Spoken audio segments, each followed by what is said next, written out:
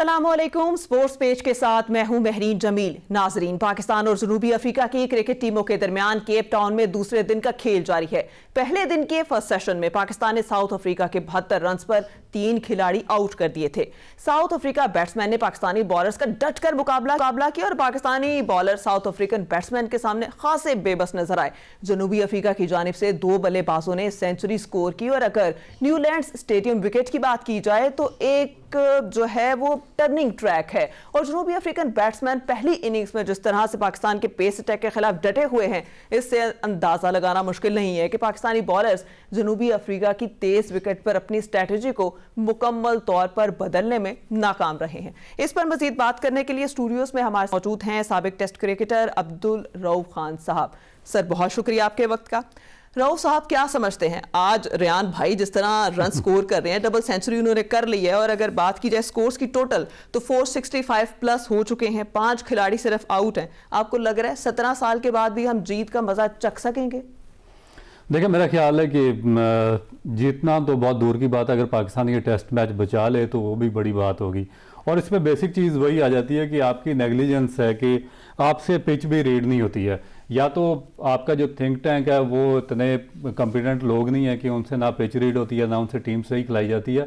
आप तनकीद कर रहे थे जैसन गिलेस्पी पे कि उनसे जो रावलपिंडी की पिच थी वो रीड नहीं हुई बांग्लादेश के खिलाफ, और उन्होंने वहाँ पे अगस्त के एंड में वहाँ पे 4 फास्ट बॉलर के साथ उन्होंने बगैर स्पिनर खिलाए, वो उन्होंने बांग्लादेश से वहाँ पे मैच हारा। मगर अब वही जो मिस्टेक है वो आकिब जावेद और जो पाकिस्तान की करंट मैनेजमेंट है उन्होंने दोहराई है। या तो आप में इतनी खुद सेंस हो कि आप पिच को अच्छे तरीके से रीड कर सकें, आपकी मैनेजमेंट इस काबिल हो कि वो उसको देख के टीम कम्बिनेशन बना सके। अगर आपकी मैनेजमेंट इस काबिल नहीं है तो फिर दूसरी टीम को कम अज़ कम सामने रख के डिसीजन लेके वो जो एक होस्ट टीम है वो उनको तो वहां पे आइडिया होगा कि वो कंडीशन ये इतनी गलतियां जो नाकामियों के बाद लग रहा है कहीं हम दोबारा से व्हाइट वॉश की तरफ नहीं जा रहे? शान की कप्तानी में तीसरा व्हाइट वॉश हो जाएगा? बिल्कुल, और मेरा ख्याल है कि बड़ा अफसोसनाक होगा कि और पाकिस्तान ये बड़ा एक सीरियस क्वेश्चन आएगा कि एक आदमी जो पहले 2 दफ़ा व्हाइट वॉश हो चुका, ऑस्ट्रेलिया में हुआ, बांग्लादेश यहाँ पे उसके व्हाइट वॉश करके जा चुकी है, और बमुश्किल आप इंग्लैंड से सीरीज एक ऐसी पिच पे एक ही पिच पे आपने 2 टेस्ट मैचेस खेले और बड़ी मुश्किल से वो टेस्ट मैचेस आपने जीते हैं, और फिर उसको दोबारा व्हाइट वॉश का खतरा उसके सर पे लटका हुआ है। तो ये बड़ा एक सीरियस क्वेश्चन है जो पाकिस्तान क्रिकेट बोर्ड की मैनेजमेंट पे आता है कि आपने इसको क्यों कैप्टन रिटेन किया हुआ, कि पाकिस्तान की हिस्ट्री में कोई कैप्टन मेरा ख्याल है कि इस तरह नहीं आया पहले कि जिसको एक कंसेक्टिव जो 3rd सीरीज होगी उसमें व्हाइट वॉश होगा। तो ये मेरा ख्याल है कि पाकिस्तान क्रिकेट का एक बड़ा अलमिया और डाउनफॉल है। अच्छा रऊफ साहब, देखा जाए तो सिडनी टेस्ट जो चल रहा है, मुझे लग रहा है फास्ट फॉरवर्ड चल रहा है, 26 विकेटें गिर गई हैं, और ये जो साउथ अफ्रीका वाला है ये स्लो मोशन है, अभी तक सिर्फ 5 विकेटें हैं और दूसरे दिन का खेल ऑलमोस्ट खत्म होने वाला है। देखिए, वो डिफरेंट पिच है। जो सिडनी की पिच है वो जो सीम बॉलर्स हैं उनको सपोर्ट करती है, ऑलमोस्ट वही पिच है जो आप लास्ट मैच हम पाकिस्तान और साउथ अफ्रीका का जिस तरह सेंचुरियन में हुआ है, हमने 211 रन किए और फिर साउथ अफ्रीका ने वहाँ पे बमुश्किल 300, हमने 210 पे उनको आउट कर दिया था, मगर जो टेल एंडर थे जिस तरह बोच ने 81 रन की इनिंग खेली है तो वो 301 पे चले गए, और फिर हमने दोबारा जो सेकंड इनिंग आई 237 उस पर किया और बड़ी मुश्किल से 148 रन को अचीव करने में कामयाब हुआ साउथ अफ्रीका। इसी टाइप की जो सेम पिच है, जो सिडनी की पिच है, जहाँ पे बोलैंड ने अभी तक 8 विकेटें ली और कमंस और बुमराह बड़ी अच्छी बॉलिंग कर रहे हैं, मगर ये जो केप टाउन की पिच है वो कम्प्लीटली डिफरेंट है इन दोनों पिचेस से। ये एक स्लो बॉलर्स, ये जो स्पिनर्स हैं उनके लिए एक आइडियल पिच है, जिस तरह उन्होंने महाराज को खिलाया और उसके बाद उनके पास Markram off spin part time bowling करते हैं। और हमारे भी आप देखें कि इस पिच के ऊपर सलमान आगा जो है वो एक रेगुलर स्पिनर नहीं और रेगुलर नहीं खेलते, पाकिस्तान की जानिब से स्पिन बॉलिंग नहीं करते, मगर उन्होंने 31 या 32 ओवर कर चुके हैं। तो इसका मतलब है कि हमें हर सूरत में यहाँ पे स्पिनर को खिलाना चाहिए था। अच्छा, पिच की अगर बात की जाए तो शान मसूद की गलती, ब्लंडर, जो शुरू में उन्होंने कहा कि अगर हम भी टॉस जीतते तो हम भी यही फैसला करते हैं, हालांकि जो पिच है वो उससे अपोजिट जो है वो रिस्पॉन्स कर रही है, तो मिस रीड किया। देखिए, मिसरीड, पिच को भी मिसरीड किया और उसी हिसाब से उन्होंने टीम को भी, मेरा ख्याल है कि जो उन्होंने टीम सेलेक्ट की वो भी इस काबिल नहीं थी कि उसको इस पिच के हिसाब से सिलेक्ट किया जाए, क्योंकि क्रिकेट में क्या होता है कि आपने जब तक आप उस जो एटमॉस्फेयर होता है और जो वहाँ पे पिच कंडीशंस होती हैं उसके मुताबिक आप अपनी टीम नहीं बनाते, चाहे आपके पास 11 सुपरस्टार्स ही क्यों ना, वर्ल्ड बेस्ट प्लेयर्स हों, मगर जो पिच के साथ मुनासबत नहीं रखते। फर्ज किया एक पिच है जिस तरह ये सेंचुरियन की पिच, ये केप टाउन की है, यहाँ पे स्पिनर्स जरूरी थे, अगर आप 2 स्पिनर्स को खिलाते तो रिजल्ट डिफरेंट होता है। ये जो वेरेन ने आगे 7वें नंबर पे 100 रन बनाए हैं, तो ये इस तरह बड़े आसानी से अगर आपके पास अच्छे स्पिनर होते तो ये 7वें नंबर पे अंडर नहीं कर सकते थे। तो जब आप एक उस पिच के मुताबिक आप टीम को नहीं खिलाएंगे तो फिर आपको यही चीजें फेस करना पड़ेगी। और मुझे खदशा है क्योंकि इस ग्राउंड पे जो रिकॉर्ड है वो 651 रन इस पे पहले बन चुके हैं, और मेरा ख्याल है कि साउथ अफ्रीकन टीम है जिस तरह 100 पे खेल रहा है और जो रिकल्टन है वो 230 रन पे अभी तक नॉट आउट है। तो मुझे लगता है कि ये 650 रन जो बड़ा स्कोर इस पिच पे हुआ वो कहीं रिकॉर्ड रेहान भाई को अब कहना पड़ेगा कि भाई बस करो, हम जो सारे मिलके भी शायद इतने नहीं कर पाएंगे जितने तुम अकेले धड़ाधड़ करी जा रहे, क्योंकि हमारी टीम की हिस्ट्री रही है वो फौरन प्रेशर में आ जाती है। तो आपको लगता है इतने सारे रन होने के बाद वो प्रेशर में आ जाएगी? डेफिनेटली जब आप कम रन पे दूसरी टीम को आउट करते हैं तो आप पे प्रेशर उतना कम होता है, क्योंकि आपको पता होता है कि 1 या 2 पार्टनरशिप अच्छी होंगी, या बाज़ दफ़ा ऐसी सिचुएशन में तेज़ खेलकर भी आप अपनी टीम को सिचुएशन से निकाल सकते हैं और आप 300 या 350 रन के करीब आप पहुंच सकते हैं। मगर जब आप एक ह्यूज रन हूँ, 500 प्लस रन हूँ और आप जाके अब्रॉड में खेल रहे हूँ, तो वहाँ पे बड़ा मुश्किल होता है कि सस्टेन करना, उस प्रेशर को बर्दाश्त करना। और फिर स्पेशली जो जिस तरह साइम अयूब की भी इंजरी हो चुकी है, वो भी रूल्ड आउट हो चुके हैं, मैच भी नहीं खेल रहे, तो बड़ा मुश्किल होगा मेरा ख्याल है पाकिस्तान के लिए। अच्छा, मैंने ये कहना था कि हम सारी की सारी जिम्मेदारी जो है ना वो शान मसूद के कंधों पे डाल देते हैं कि उन्होंने पिच जो है ना मिसरीड की। अब टीम के साथ मैनेजमेंट के लोग भी गए होंगे और उन्हें भी इन सारी चीज़ों का अंदाज़ा होगा। 10-12 लोग तो गए हैं, तो क्या उन 10-12 लोगों में से किसी के पास टाइम नहीं था कि वो जाके पिच रीड कर ले, या जब ट्रेनिंग हो रही होती है तो वहाँ लोगों से बात कर लें? तो कुछ इस तरह वाला सीन नहीं है। देखिए, होना तो चाहिए था, क्योंकि बड़ी सीरियस मैनेजमेंट इन्होंने इस दफ़ा पाकिस्तान क्रिकेट बोर्ड ने हमें बताया था कि हम बहुत बड़ी चेंज की है। हमने गिलेस्पी को भी चेंज कर दिया, हमने टिम नेल्सन को भी चेंज कर दिया, हमने गैरी क्रिस्टन जैसा सुपर डुपर कोच है उसको भी हटा दिया, और हम बड़ा एक रेवोल्यूशनरी हमने इनकलाब बर्पा कर दिया और हम यहाँ पर मैनेजमेंट लेकर जा रहे हैं। और अब उसका रिजल्ट ये निकला कि ना तो वो जो सेंचुरियन की पिच है उसको रीड कर सके, और ना ये जो आपकी केप टाउन की पिच है उसको रीड कर सके, और ना वो टीम, इससे पहले टीम सिलेक्शन भी उनकी ठीक नहीं थी। आप कैसे साजिद खान को ड्रॉप कर सकते हैं जब आपका एक बॉलर 19 विकेटें ले रहा है 2 टेस्ट मैचेस में, आपको टेस्ट मैच वो जितवा रहा है और आपने उसी को टीम से निकाल दिया। इसका मतलब है कि आप टाइम पास कर रहे थे, आपने अपनी जो कुर्सियां थी उसको स्ट्रेंथ किया जब आपने देखा कि आपके कदम मजबूत हो गए हैं, और आपने उसको बिल्कुल डिस्कार्ड करके टीम से निकाल दिया। मेरा ख्याल है इस मैनेजमेंट की पाकिस्तान क्रिकेट को या टीम को जरूरत नहीं थी, साजिद खान जैसे स्पिनर को बहुत ज्यादा जरूरत थी पाकिस्तान की साउथ अफ्रीका में। अच्छा, साउथ अफ्रीका की बात की जाए तो उन्होंने पैट्रिसन और बोश दोनों को ड्रॉप किया, तो कोई फर्क नजर आ रहा है? आपको लगा कि कोई नुकसान हुआ है उन्हें? देखिए, जो स्ट्रॉन्ग क्रिकेट बोर्ड होते हैं या स्ट्रॉन्ग मैनेजमेंट होती है या स्ट्रॉन्ग टीमें होती हैं, वो इसी तरह के स्टेप्स लेती हैं। वो डिपेंड नहीं करती 1 या 2 प्लेयर्स के ऊपर, जिस तरह हम सालों साल लटका के रखते हैं 20-20, 25-25 और एक लंबा गैप देते हैं। हाँ, फेलियर होता है। आप देखिए, हमारा जो कैप्टन है उसका फेलियर है, 25 इनिंग का फेलियर है, 16 रन की एवरेज से वो 12 या 14 टेस्ट मैचेस खेल गया, नहीं ड्रॉप किया। बाबर आजम 18-20 टेस्ट मैचेस खेल गया, नहीं ड्रॉप किया। हमारे बॉलर पिछले 4-5 साल बगैर किसी परफॉर्मेंस के खेलते रहे, नहीं ड्रॉप किया। और इसकी जो आपने अभी बात की है, देखिए बोश ने जो लास्ट टेस्ट मैच है उसमें 81 रन किए, उसे 6 विकेटें भी ली हैं। जो पैटरसन थे उन्होंने 5 विकेटें ली हैं पाकिस्तान के खिलाफ पहली इनिंग में सेंचुरियन में, मगर साउथ अफ्रीकन मैनेजमेंट ने उनको ड्रॉप कर दिया क्योंकि जो पिच थी उसके मुताबिक नहीं रखते थे, दोनों मीडियम पेसर थे। इसलिए उन्होंने एक जो मुफाका है जो जेन्युइन फास्ट बॉलर है, क्योंकि ऐसी पिचेस पर आपको जेन्युइन फास्ट बॉलर चाहिए होते हैं जो कि 40 ओवर के बाद रिवर्स स्विंग करके और दूसरे जो बैट्समैन है उनको मुश्किलात का शिकार कर सकें, या आपके पास अच्छे स्पिनर्स हो। हमारी मैनेजमेंट ने क्या किया, क्योंकि ये पहले ही गलती कर चुके थे, यहाँ से स्पिनर को लेकर नहीं गए। और इन्होंने ये स्टेटमेंट दी थी कि साउथ अफ्रीका में सीमिंग कंडीशंस होती हैं, इस वजह से हमने स्पिनर्स को ड्रॉप किया और पेसर्स साथ लेकर गया। मगर हुआ क्या, वहां पे उल्ट हो गया। जब कंडीशंस आ गई वो स्पिन बॉलर्स वाली, तो अपने आप को जस्टिफाई करने के लिए अपने जो रॉन्ग डिसीजन थे, इन्होंने जो एक स्पिनर बनता था नुमान अली, उसको भी वहां पे ड्रॉप कर दिया और पेसर चला दिया। अपनी गलतियों पे डटे रहते हैं और उसका नुकसान पाकिस्तान को होता है। पाकिस्तान को इंटरेस्ट को ये सरेंडर करते हैं ये लोग अपने वक्ती फायदों के लिए। सही। अच्छा, साजिद नुमान की बात की जाए तो बार बार कहा जा रहा है कि नुमान को भी खिलाना चाहिए था क्योंकि वो नहीं खेल रहा, तो आपको लग रहा है कितना नुकसान हुआ? और साजिद की बात की जाए तो उसे हम वैसे ही मुल्क में छोड़ गए हैं कि भाई तो रहे इधर ही। बिल्कुल, आप देखें कि आप स्पेसिफिकली मेंशन करूंगा कि आपको जब ऑस्ट्रेलिया से आप वाइट वॉश हुए, आपको बांग्लादेश ने वाइट वॉश किया, आप होम सीरीज इंग्लैंड से यहाँ पर आ रहे, ऑस्ट्रेलिया से होम सीरीज आ रहे, उसके बाद इंग्लैंड ने आके आपको पहले टेस्ट में 700 रन कर दिए और उसके पहला टेस्ट आपको हरा दिया। उसके बाद आपके ये दोनों प्लेयर आए हैं, साजिद और नुमान को, इनको एक टेस्ट मैच पहले फिटनेस की वजह से निकाल दिया था, पाकिस्तान क्रिकेट बोर्ड ने घर भेज दिया था। मगर जब पहले टेस्ट में इनके खिलाफ 700 रन हुए तो फिर इन दोनों को कंप्रोमाइज करते हुए इनका जो फिटनेस क्राइटेरिया था इनको वापस लाया गया और इन्होंने पाकिस्तान को दोनों टेस्ट मैचेस जितवाए। अच्छा, इस पर भी एक बड़ी इंपॉर्टेंट बात है कि फिटनेस का मयार क्या है और इस पर कैसे कंप्रोमाइज किया जाता है या क्या इसके रूल्स रेगुलेशंस हैं? ये पाकिस्तान क्रिकेट बोर्ड के, देखिए अगर आपने रूल्स एंड रेगुलेशन सेट करने हैं तो फिर सबके लिए एक जैसे रूल्स एंड रेगुलेशंस होने चाहिए। मगर यहाँ पर पाकिस्तान क्रिकेट बोर्ड क्या करता है कि जब इनको जरूरत होती है, चाहे आपकी फिटनेस का लेवल बिल्कुल जीरो, आप फिटनेस टेस्ट फेल हो चुके हैं, उसके ले आते हैं। साजिद खान और नुमान अली का केस आपके सामने है। इससे पहले आजम खान को कोई फिटनेस टेस्ट पास किए के बगैर इन्होंने 2023 के वर्ल्ड कप में सिलेक्ट किया था और फिर उसको ड्रॉप कर दिया। इसी तरह इन दोनों को, और इन दोनों ने, इनकी मैच फिटनेस अच्छी थी और वो दूसरे फिटनेस टेस्ट ये पास नहीं कर सके, इन्होंने दोनों टेस्ट जितवा दिए। अब क्योंकि इनका टाइम पास हो चुका था, इस मैनेजमेंट के कदम मजबूत हो गए जी कि इनका नाम बन गया कि आप इंग्लैंड के खिलाफ सस्टेन कर गए हैं, तो इन्होंने साजिद खान को ड्रॉप कर दिया और यहाँ हम उसका खमियाजा भुगत रहे हैं कि हमारे खिलाफ 475 रन हो गए एक स्पिन ट्रैक के ऊपर और हमारे पास एक भी स्पेशलिस्ट स्पिनर नहीं है टीम में। अच्छा, आज के मैच की सूरत हाल देखकर आपको लग रहा है कि साउथ अफ्रीका का माइंडसेट जो है चेंज होगा, क्योंकि वो वर्ल्ड टेस्ट चैंपियनशिप के लिए ऑलरेडी क्वालिफाई कर चुके हैं, तो कोई स्ट्रेटजी अपनी चेंज करेंगे या कुछ इस तरह वाला?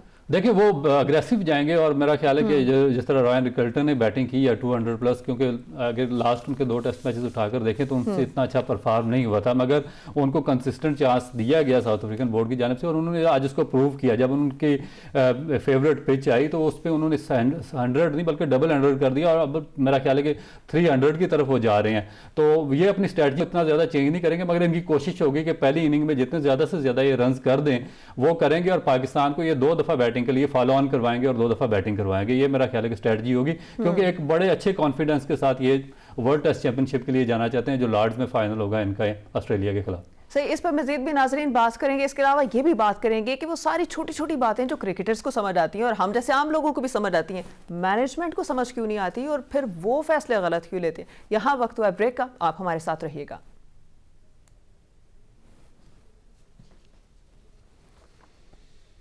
या अल्लाह।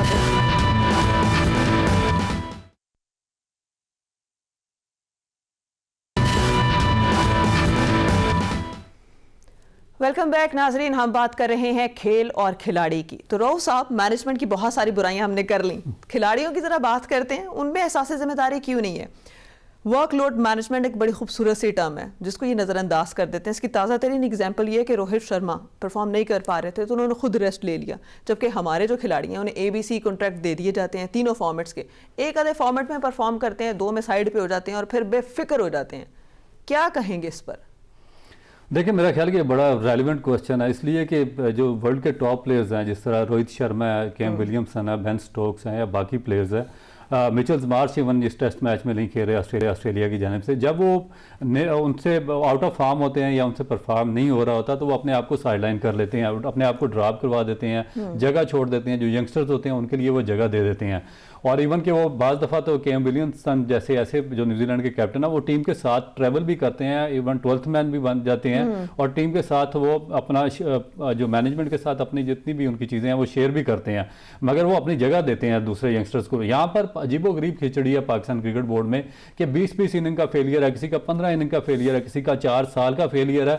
सेंट्रल कॉन्ट्रैक्ट भी उनको पूरे मिल रहे हैं, 3-3 फॉर्मेट के सारा कुछ ले रहे हैं और सारा कुछ वो खेलते चले जा रहे हैं। ना पाकिस्तान क्रिकेट बोर्ड की मैनेजमेंट में इतना शौर है कि उनको ड्रॉप करके उनकी जगह पे किसी और को खिला दें, और ना ही वो जो क्रिकेट जो प्लेयर्स हैं उनमें कोई इतनी कोई मॉरल अथॉरिटी है या वैल्यूज हैं कि वो किसी यंगस्टर को कहें जी अब मुझसे 20 इनिंग का फेलियर हो गया, मेरी वजह से पाकिस्तान की टीम सफर कर रही है, पाकिस्तान का नेशनल इंटरेस्ट सफर हो रहा है, तो मैं किसी और को जगह दे दूं अपनी जगह पे। आज रोहित शर्मा की देखें सबसे बड़ी एग्जांपल है कि रोहित शर्मा जैसा बड़ा सुपरस्टार जिसने 265 वनडे मैचेस में 50 रन की एवरेज मेंटेन की हुई है 92 का स्ट्राइक रेट से, 159 उससे T20 T20 मैचेस हैं उसके, और उसमें 140 रन का उसका स्ट्राइक रेट है, 32 प्लस की उसकी एवरेज है, और इसी तरह 40 प्लस की उसकी टेस्ट क्रिकेट की एवरेज है। मगर जब आपने देखा कि उससे 2-3 मैचेस में स्कोर नहीं हुआ, तो उसने टीम को लेग डाउन करने के बजाय उसने साइड लाइन होना बेहतर समझा और शुभमैन गिल को उसने चांस दिया।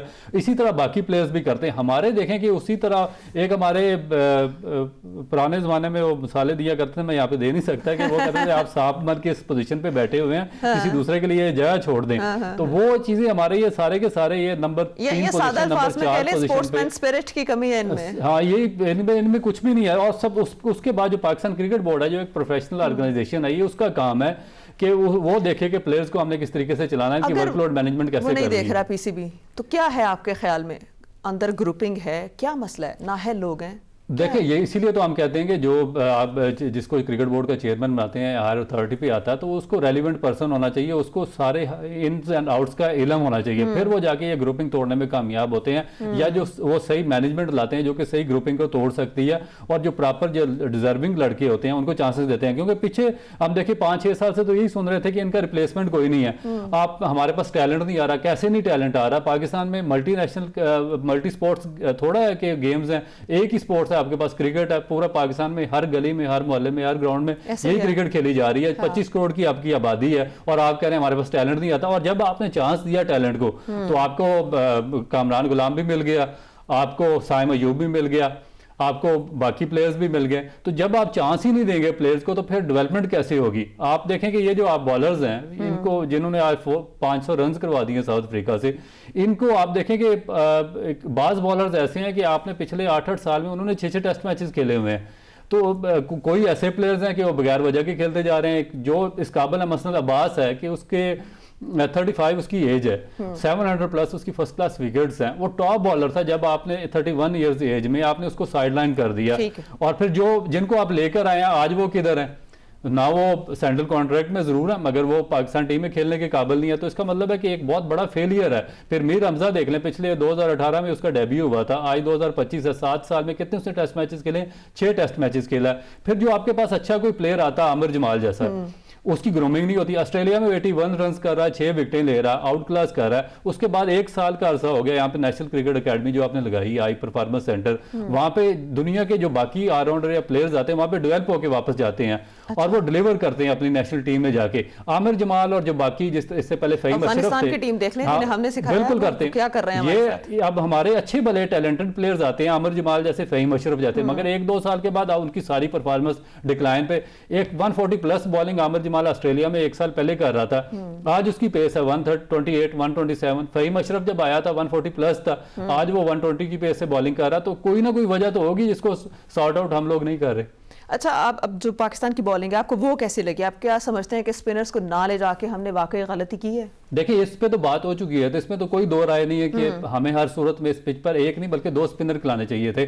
और हमें जब हमारे पास आपको पता है कि एक्स्ट्रा स्पेस नहीं है, हमारे जो चारों बॉलर्स आपने खिलाए हैं, अगर आपने इस पिच पे खिलाना था इसकी मुताबिकत के मुताबिक इस पिच की, तो यहाँ पे सबसे आइडियल था ये नसीम शाह। नसीम शाह रह गए, उस पे भी बात करेंगे, लेकिन पहले नसीम शाह ऐसा बॉलर है जो 135 से 140 तक बॉलिंग करता है, और इस पिच पे आपको रिवर्स स्विंग मिलती है। जब आपकी पेस 135 से ऊपर होगी, 140 तक जाएगी, फिर आपकी रिवर्स स्विंग वहां पे कामयाब होगी। मगर ये जो चारों बॉलर्स आपने खिलाए हैं, इनकी जो एवरेज पेस है वो 128, 129 है। तो अगर इस पे जब बॉल पुराना होता है थोड़ा सा 20-25 ओवर, तो उसके बाद रिवर्स स्विंग का तो चांस ही खत्म हो जाता है। तो उसके बाद फिर बैट्समैन के पास ओपर अपॉर्चुनिटी है कि वो खेलें, और जिस तरह वो साउथ अफ्रीकन खेल रहे हैं, और फिर आपके पास स्पिनर भी रेगुलर नहीं है। तो ये एक से बढ़ के एक ब्लंडर है पाकिस्तान क्रिकेट बोर्ड की मैनेजमेंट। शाहीन शाह का ब्लंडर हमारे सामने है कि उन्हें रेस्ट दी और वो बांग्लादेश के लिए खेल रहे हैं, तो उन्होंने खुद भी कुछ नहीं कहा। मतलब इस पे क्या कहेंगे आप? देखिए ये पाकिस्तान क्रिकेट बोर्ड को कौम को बताना चाहिए ना कि आपने उसको किस बेस पे रेस्ट दिया। या तो उसका फिटनेस का अगर इशू था तो फिर भी उनको नहीं खेलना चाहिए था। अगर वर्कलोड मैनेजमेंट पे उसूलों पे आपने उनको रेस्ट दिया टेस्ट मैच से, क्योंकि वो उनका सेंट्रल कॉन्ट्रैक्ट उन्होंने साइन किया, वो एक फॉर्मेट का नहीं है T20 या वनडे का, वो 3 फॉर्मेट का टेस्ट मैचेस का। तो फिर ये पाकिस्तान क्रिकेट बोर्ड की मैनेजमेंट को बताना पड़ेगा कि अगर आपने उसको रेस्ट दिया वर्कलोड मैनेजमेंट पे, तो वो बांग्लादेश में लीग क्रिकेट क्यों खेल रहे हैं? तो वो उनको तो चैंपियन ट्रॉफी से पहले पूरा रेस्ट करना चाहिए था। और सबसे बड़ी एग्जाम्पल आपकी एक और है कि अब देखें कि चैंपियन ट्रॉफी से पहले आपके पास एक बड़ा सेटबैक हुआ है। साइम शाहिन अयूब अनफिट हो गए, बाहर हो गए। अगर शाहीन अफरीदी बांग्लादेश प्रीमियर लीग में खेलते हुए अनफिट हो जाते हैं तो पाकिस्तान की क्रिकेट टीम कहां पे खड़ी होगी? ये इनसे नहीं पूछना चाहिए कि आप इतने बड़े पैसा भी इन्वेस्ट करते हैं प्लेयर्स पर और फिर उसके बाद उनको अलाउड भी कर देते हैं कि जाके ऐसे छोटी मोटी लीगों में जाके खेलते रहें, और उस पे एंड में कौन करता है? पाकिस्तान का नेशनल इंटरेस्ट सफर करता है। इसी तरह अच्छा राव साहब, नसीम शाह की परफॉर्मेंस पर बात करेंगे, इसके अलावा ये बात करेंगे कि नसीम शाह अगर नहीं है तो उनकी जगह फिर कौन सा ऐसा खिलाड़ी है जो उन्हें रिप्लेस कर सकता है। लेकिन यहाँ वक्त हुआ ब्रेक का, आप हमारे साथ रहिएगा।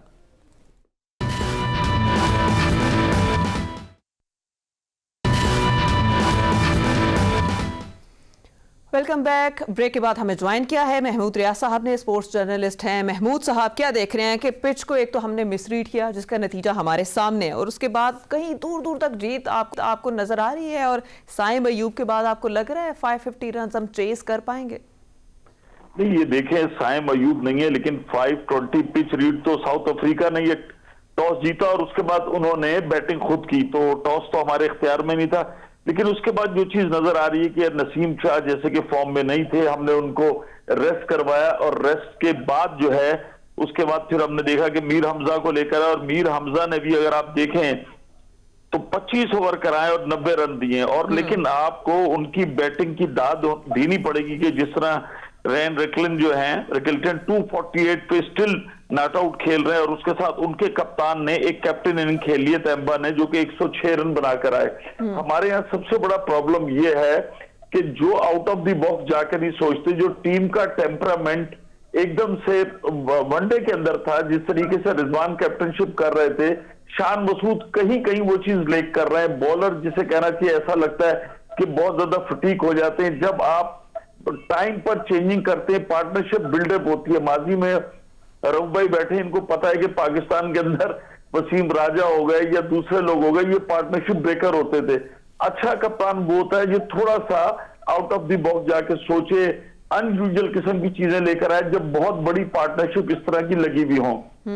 उसमें शान मसूद कैप्टनशिप में थोड़ा सा लेक कर रहे हैं। दूसरी बात यह कि खुद उनकी अपनी परफॉर्मेंस पर सवालिया निशान है, बहुत अच्छा खेलते हैं, लेकिन जब आप परफॉर्म नहीं करेंगे, देखिए यही सेम मसला इस वक्त जो है इंडिया जो है वो ऑस्ट्रेलिया के खिलाफ टेस्ट खेल रहा है। वहां पर एक हमारे इंडिया पाकिस्तान की साइकोलॉजी है कि हम जब खिलाड़ी खेल रहे होते हैं हम सब दाद दे रहे होते हैं, जब थोड़ा सा बैट पैच आता है तो चाहे बाबर आजम हो, शान मसूद हो, रोहित शर्मा हो, हम फिर उनकी खिदमत भी भूल जाते हैं सब कुछ।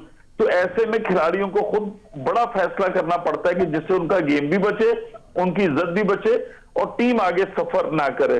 तो इस वक्त ये कि रन जितने ज्यादा हो गए, साइम अयूब का जो कि टखने के अंदर उनके सीधे पैर के टखने में इंजरी हुई है और डॉक्टरों ने कहा है कि 4 से 6 हफ्ते उनको लगेंगे, जिसके बाद उम्मीद ऐसा मुश्किल है कि वो चैंपियंस ट्रॉफी में पार्ट बन सके। कोशिश तो होगी, किसी भी उनका बेहतरीन इलाज करा रहा है, लेकिन बात यह कि टेस्ट क्रिकेट बिल्कुल आपके मुख्तलिफ होती है। जब आप उसके अंदर आकर खेलते हैं तो आप उसके अंदर पूरा लिव कर रहे होते हैं। तो मैं समझता हूं कि कप्तान को और तमाम खिलाड़ियों को अपनी जिम्मेदारी का एहसास होना चाहिए। तब्दीली तो देखिए आपने कर ली, नसीम शाह आपको फिट नजर नहीं आ रहे थे, उनकी परफॉर्मेंस अच्छी नहीं थी, लाइन और लेंथ बरकरार नहीं रख रहे थे, आप मीर हमजा उनको ले आए। लेकिन अच्छी बात यह कि पाकिस्तान के अंदर हालिया कुछ दिनों में कि आपके डोमेस्टिक के जितने और जो बेंच के लोग हैं वो तमाम के तमाम आए। कुछ अर्सा पहले तक हम कह रहे थे कि पाकिस्तान में न स्पिन विकेटें हैं न स्पिनर हैं, फिर वो अल्लाह ने एकदम करम किया कि ओवरनाइट स्पिनर भी निकल आए। अब ये डोमेस्टिक क्रिकेट के खिलाड़ियों को जो चांस दिया जा रहा है ये बहुत अच्छा है। इनको चांस देते रहेंगे तो कुछ वक्त के बाद अगर इनको टाइम मिलेगा, ये ना हो कि 2 मैच के बाद, तो फिर इन्हीं में से आपको अच्छे खिलाड़ी भी मिलेंगे। और दूसरा ये नहीं होता कि डोमेस्टिक क्रिकेट से, रऊफ भाई मेरी बात से शायद इत्तेफाक करें कि डोमेस्टिक क्रिकेट से बड़ी क्रिकेट में अगर 8-10 लोग आते हैं तो तमाम के तमाम रिटेन नहीं करते। उनमें से बड़ी क्रिकेट का टेम्परामेंट जो होता है वो 2-3-4 खिलाड़ियों का होता है। तो अगर आप डोमेस्टिक क्रिकेट से 8-10 खिलाड़ी लाएं और उनमें से अगर आपको 2-3 नगीने मिल जाते हैं जो कैरी ऑन तवील अरसे तक पाकिस्तान करते हैं, तो मेरा ख्याल वही अच्छी चीज होती है। अच्छा महमूद साहब, यहाँ इस बात को पॉजिटिव भी तो ले सकते हैं, हो सकता है शान इस बार बड़े बेहतरीन फैसले लें, अपनी कप्तानी और मैच दोनों को बचा लें और फिर व्हाइट वॉश से भी, तीसरे व्हाइट वॉश से बचा लें। जी देखें, हम बिल्कुल तवक्को हम यही करते हैं, बहैसियत पाकिस्तानी स्पोर्ट जल्दी से हमारी ये, लेकिन मसला ये कि जो आदात और शुमार होते हैं ना, ये बड़े खतरनाक होते हैं। पाकिस्तान के अंदर जो ये हम आदाद और शुमार है, इनको ज्यादा इसके ऊपर वो नहीं करते। लेकिन अगर आप देखें तो मुल्तान टेस्ट और उसके बाद से एक इनिंग जो हुई है वो कोई इतने, एक उनकी डबल सेंचुरी, एक 50, उसके बाद आप 25, 20, 27 रन से टेस्ट क्रिकेट में कोई ऐसा काम आप नहीं कर सकते कि आप टीम को लेके आगे चलें, तो उनको अपनी परफॉर्मेंस भी बेहतर करना होगी। सही। अच्छा राव साहब, आप इस पर क्या कहेंगे? साउथ अफ्रीका की मोहब्बत का सिलसिला जारी है। 520 जो हैं वो स्कोर हो चुके हैं, 6 खिलाड़ी आउट हैं और जो रियान है उन्होंने 247 अभी तक कर लिया है। तो इस पिच पर गेंद रिवर्स होता है, घास उड़ी है, नसीम शाह नहीं है, तो उनके बैकअप में आप किसको देखते हैं? उनका देखें कोई बैकअप नहीं है, क्योंकि बैकअप में आपके पास मोहम्मद अली था जिसको आप पाकिस्तान में छोड़ के चले गए, आपने सिलेक्ट नहीं किया। अगर पाकिस्तान की पीछे 4-5 सीरीज उठाकर देखें तो उसमें मोहम्मद अली आपका पार्ट एंड पार्सल था, आपने नहीं सिलेक्ट किया। शाहीन अफरीदी आपकी टीम का पार्ट था, मगर उसको भी आपने नहीं सिलेक्ट किया स्टोर के लिए। जो आपने 4 पेसर्स सिलेक्ट किए हैं उसमें एक ऑलराउंडर है, 3 ऐसे पेसर्स हैं कि जो मीडियम पेसर्स हैं, 120 से 130 तक इसके दरमियान में बॉलिंग करते हैं। आपके पास सिर्फ एक बॉलर था जो इस पिच से मुताबिकत रखता था, वो नसीम शाह था। उसकी पेस है 130 से 140 तक और वो रिवर्स स्विंग यहाँ पे कर सकता था। मगर हुआ क्या कि जो इनकम्पिटेंट आपका स्टाफ है, मेडिकल स्टाफ या कोचिंग स्टाफ, उसको केयर नहीं कर सका। अर्ली एज में आया 145, 150 तक वो बॉलिंग करता रहा, और इसी तरह शाहीन अफ्ता या बाकी बॉलर से। मगर फिर आस्ता आस्ता उनकी पेस में डिक्लाइन आता गया, इंजरीज वगैरह हुई है। और फिर इनको ये, पाकिस्तान का जो कोचिंग स्टाफ है, इसको ये पता होना चाहिए कि हमने जो अपने यंगस्टर्स जो आते हैं उनको किस तरीके से यूज़ करना है, उनकी जो इंजरी प्रिवेंशन है वो किस तरीके से करनी है, और उनकी देखभाल, हम लुक आफ्टर कैसे करनी है, वर्कलोड मैनेजमेंट उनका किस तरीके से करना। किसी एक फास्ट बॉलर को ये सही तरीके से ना उसकी इंजरी प्रिवेंशन कर सके हैं, ना उसका रनअप सही कर सके हैं, ना उसका एक्शन बेहतर कर सके हैं, और ना ही उसकी वर्कलोड मैनेजमेंट कर सकें। आज आप रिजल्ट क्या निकला कि आपके पास एक सिंगल बॉलर नहीं है जो कि सही, जो अच्छी पिचेज हैं उन पे बॉलिंग कर सके। अब नसीम शाह का देखिए, रोटेटर कफ इंजरी इसकी हुई थी। ये अर्ली ऑन एक स्मॉल बेसिक इंजरी होती है। अगर आपको इसको जल्दी इसको आइडेंटिफाई कर लें तो आप ये 1 या 2 हफ्ते के अंदर अंदर आप इसको क्लियर कर सकते हैं। रिहेबिलिटेशन प्रोसेस में आप उसको रेस्ट दें और ठीक हो जाती है, मगर उसको लिंगर ऑन करते गए। अब ये एक एक्सेप्शनल फास्ट बॉलर पाकिस्तान के पास आया था, उसका रिजल्ट क्या निकला? जब आप उस इंजरी को कैरी करते रहे तो वो आपका जो पूरा जो शोल्डर का रोटेटर कफ था, सारे के सारे मसल उसके साथ इन्वॉल्व थे, सारा इंजर्ड होता चला गया। अब उसका नुकसान पाकिस्तान को हुआ ना कि एक पेसर था जो 148 बॉलिंग करता था, वो 135 मुश्किल अचीव कर रहा है। क्योंकि जब आपको पता है कि रेपिटेटिवली आप बॉलिंग करते जाएंगे तो जो आपका ये जो एंटीरियर जो शोल्डर कैप्सूल है, इसमें डेफिनेट इसमें ये टाइटनेस आएगी। उसके बाद आपका जो पोस्टीरियर पार्ट है शोल्डर का, वो और उसमें स्टिफनेस आती जाएगी। जब वो स्टिफ होएगा तो उसके बाद फिर आपकी डेफिनेट इंजरी होनी है। और ये इनको पता होना चाहिए। ना आपके कोचिंग स्टाफ में कोई पढ़ा लिखा बंदा है, ना आपके मेडिकल स्टाफ में, सारे के सारे आपने सिफारशी भर्ती किए हुए हैं। तो उसका एंड रिजल्ट ये निकल रहा है कि आज आपके पास साउथ अफ्रीका जैसी जो सीमिंग और आइडियल कंडीशंस होती हैं खिलाने की फास्ट बॉलर को, वहां पे आपके पास एक सिंगल फास्ट बॉलर नहीं है खिलाने को। सही सही। इस पर मजीद भी बात करेंगे। महमूद रियाज साहब, आपका बहुत शुक्रिया, आपने हमें ज्वाइन किया। रऊफ साहब, खेल खिलाड़ी पे मजीद भी बातें करेंगे, लेकिन नासरीन यहाँ पर वक्त हो एक ब्रेक का, आप हमारे साथ रहिएगा।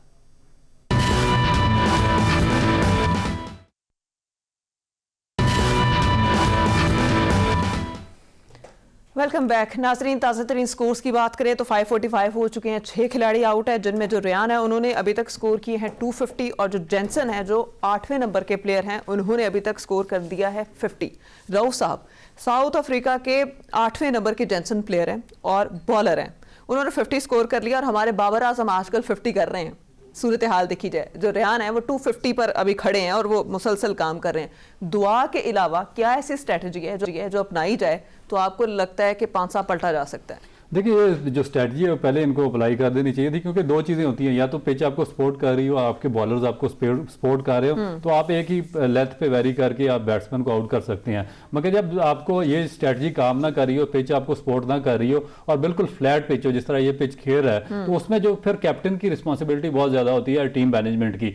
वो बॉलर्स के साथ मिलकर काम करता है, उसको एक रीस्ट्रेटजाइज करना पड़ता है उसको, और एक प्लान करना पड़ता है कि इस बैट्समैन की वीक पॉइंट्स कौन सी हैं और इसको किस जगह पे आउट करना है। आपको एक ही जगह पे फील्ड पैक करके बॉलिंग करनी होती है, स्पेशली जब आपके पास रिवर्स स्विंग वाला भी बॉलर कोई ना हो। मगर अब देखा यह जा रहा है इस टेस्ट मैच में अभी तक, क्योंकि ओपन एक रन उन्होंने कर दिए हैं, तो ना तो इन्होंने जो इनकी पहली स्ट्रेटजी है, ना पिच ने सपोर्ट किया, ना बॉलर्स ने सपोर्ट किया, ना कैप्टन ने कोई स्ट्रेटजी बनाई, ना टीम मैनेजमेंट ने कोई स्ट्रेटजी बनाई, और ना ही कोई अगर कोई प्लान किया तो उस पर अमल किया गया। क्योंकि चारों तरफ बॉलिंग, आप 128 129 पेस के साथ आप शॉर्ट ऑफ लेंथ बॉलिंग नहीं कर सकते, आप लेग स्टंप पे बॉलिंग नहीं कर सकते, आप वेवर्ड बॉलिंग नहीं कर सकते। अगर आपकी पेस 120 से 130 के दरमियान में है तो आपको एक सर्टन लाइन लेंथ मेंटेन करनी पड़ती है और उस पर पूरा दिन बॉलिंग करनी पड़ती है, और बैट्समैन को उस पर चांस लेना होता है कि वो मिस्टेक करे और अपनी विकेट दे।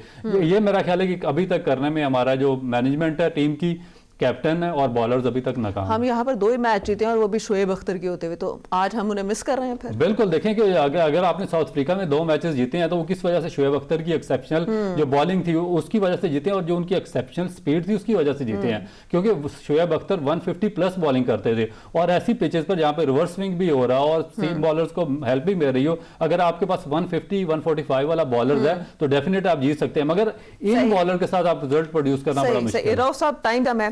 राव साहब, आज के लिए वक्त देने का बहुत शुक्रिया। नाजरीन, बातों का सिलसिला यहीं से कल भी शुरू करेंगे। आज के लिए हमें इजाजत दीजिए। खुदा हाफिज।